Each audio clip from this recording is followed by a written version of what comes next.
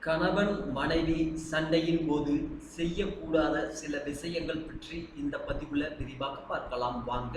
அதற்கு முன்னாடி நம்ம சேனலை மறக்காம சப்ஸ்கிரைப் பண்ணுங்க. கணவன் மனைவி உறவு என்பது எப்போதும் ஆரோக்கியமான உறவாக இருக்க வேண்டும். இந்த உறவுக்குள் சண்டைகள் இல்லாமல் இருக்கவே முடியாது என்பது உண்மை. ஆரோக்கியமான மற்றும் ஆழமான உறவுகளுக்குள் சண்டைகள் வருவது என்பது இயல்பான ஒன்று தான். சண்டைகள் எப்போதுமே உறவை மேம்படுத்துவதாகவும், விவாதங்கள் எப்போதுமே ஆரோக்கியமான நல்ல விவாதங்களாகவும் இருக்க வேண்டியது அவசியம். சண்டைகளை அடுத்த நாளுக்கு எடுத்து செல்வது என்பது கூடவே கூடாது. இந்த பகுதியில் கணவன் மனைவி சண்டையில் எதை எல்லாம் செய்ய வேண்டும் மற்றும் எதை எல்லாம் செய்யக்கூடாது என்பது பற்றி கொடுக்கப்பட்டுள்ளது. படித்து தெரிந்து கொள்ளுங்கள். கோபம். கணவன் மற்றும் மனைவி இருவருமே ஒரே சமயத்தில் கோபமாக இருக்க வேண்டாம். இது சற்று கடினமானதுதான் என்றாலும், ஒருவர் கோபமாக இருக்கும்போது என்ன நடந்தாலும் மற்றொருவர் கோபப்படாமல் இறுதி வரையில் மற்றொருவரை சமாதானம் செய்ய பாருங்கள். இருவரும் ஒரே சமயத்தில் கோபமாக இருந்தால் சண்டை முடிவுக்கு வருவது மிகவும் கடினமானதாகும். கடந்த காலம். கணவன் மனைவி சண்டையின் போது எப்போதுமே கடந்த காலத்தினை பற்றி பேசி உங்களது துணையை காயப்படுத்தாதீர்கள். மறக்க நினைக்கும் கடந்த காலத்தினை நினைவுபடுத்தி அவரது மனதை கஷ்டப்படுத்தாதீர்கள். குறை கூறுதல்.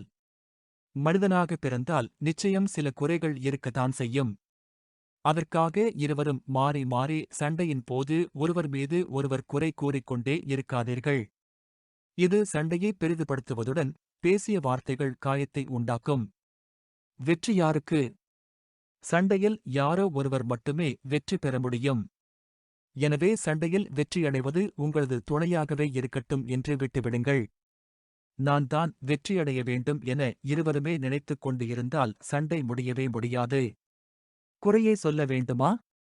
உங்களது துணையின் மீது உள்ள குறையை கூற வேண்டும் அல்லது அவர் செய்த தவறை எடுத்துரைக்க வேண்டும் என்றால் உடனே போர்க்கொடி தூக்கிவிட்டு சண்டையில் குதிக்காதீர்கள். அன்புடன் அந்த குறையை எடுத்து சொல்லுங்கள். யாராக இருந்தாலும் உணர்ந்து கொள்வார்கள். சண்டை வராமல் காக்கலாம். விட்டுக் கொடுப்பது. எந்த ஒரு சூழ்நிலையிலும் யாருக்காவும் உங்களுடன் வாழ்க்கை முழுவதும் வாழப்போகும் உங்களது துணையை விட்டுக் கொடுத்து பேசாதீர்கள். உங்களது துணைக்கு எப்போதும் ஆதரவாக நடந்து கொள்ளுங்கள். இதை செய்யாதீர்கள். குடும்பத்தில் எந்த ஒரு பிரச்சனையாக இருந்தாலும் அதனை தூங்கும் முன்னர் முடித்து சமாதானம் செய்துவிட்டு தூங்குங்கள். எந்த ஒரு பிரச்சனையையும் அடுத்த நாளுக்கு எடுத்துச் செல்லாதீர்கள். பின் அது முடிவது என்பது கஷ்டமான ஒன்றாகும். புகழ்ச்சி. குறைந்தது ஒரு நாளைக்கு ஒரு முறையாவது உங்களது துணையைப் பற்றி புகழ்ந்து பேசுங்கள். அவர் செய்யும் விஷயங்களை புகழுங்கள். இது அவருக்கு அந்த நாள் முழுக்க உற்சாகத்தை கொடுக்கும். உங்கள் மீது அன்பும் பெருகும். நீங்கள் அவரை காதலித்துக் கொண்டுதான் இருக்கிறீர்கள் என்பது அவருக்கு புரியும். புகழ வேண்டும் என்பதற்காக பொய்யான புகழ்ச்சிகள் வேண்டாம். இன்று சாப்பாடு சூப்பர். இன்று நீ ரொம்ப அழகா இருக்க என்பது போன்ற சின்ன சின்ன பாராட்டுகளை கொடுங்கள். தவறு செய்தால்.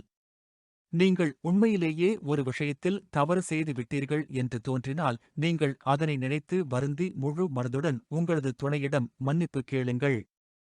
இது உங்களது துணைக்கு உங்கள் மீது இருக்கும் நம்பிக்கையை அதிகப்படுத்துவதோடு உங்களது உறவையும் மேம்படுத்துவதாக அமையும். கண்ணீர். சண்டை என்று வந்துவிட்டால் நீங்கள் உங்களது கணவர் இல்லாத நேரத்தில் அழுது கொண்டு இருப்பது, பக்கத்து அறையில் அமர்ந்து அழுவது போன்றவைகள் வேண்டாம். இது உங்களது கணவரின் மனதை காயப்படுத்தும். எனவே வெளிப்படையாக உங்களது மனதில் உள்ள பிரச்சனைகளை சொல்லிவிடுங்கள். மௌனம். சண்டை வந்தால் மௌனமாக இருந்து விடலாம் என்று மௌனம் காக்காதீர்கள். உங்களது மௌனமானது உங்களது துணையின் கோபத்தை பெரிதுபடுத்தத்தான் செய்யும். நீங்கள் மௌனமாக இருந்தால் உங்களது மனதில் என்ன உள்ளது என்பதை உங்களது துணையால் கண்டுபிடிக்க இயலாது. எனவே மனதில் உள்ளதை வெளிப்படையாக உங்களது துணையிடம் பேசிவிடுங்கள்.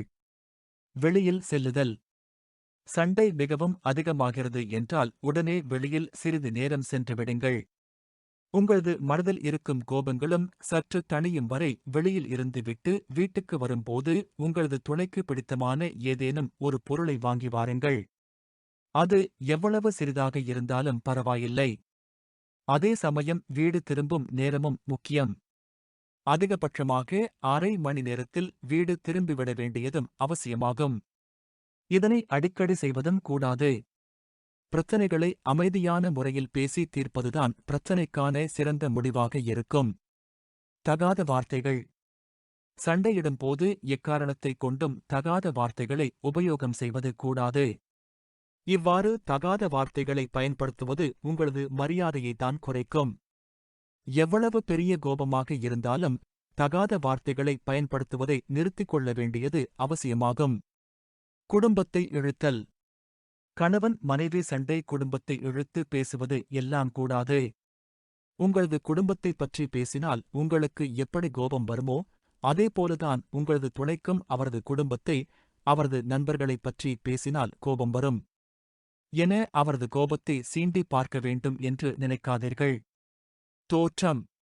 மேலும் கணவன் மனைவி சண்டையின் போது ஒருவர் மற்றொருவரின் தோற்றத்தை வைத்து இகழ்ந்து பேசக்கூடாது.